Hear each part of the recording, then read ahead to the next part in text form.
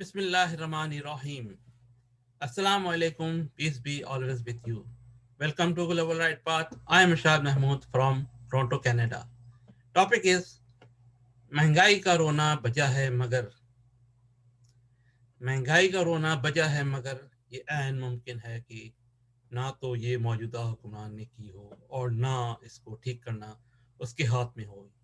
ایک ایماندار حکمران کی پہچان یہ ہے کہ سارے چور اور ڈاکو مل کر شور مچانے لگتے ہیں.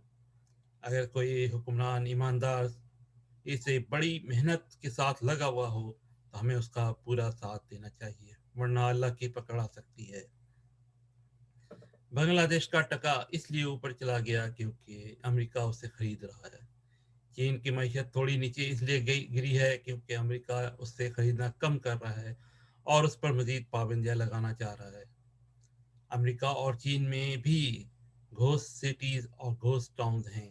آپ انٹرنیٹ پہ گوگل پہ سرچ کر کے دیکھیں، یوٹیوب پہ.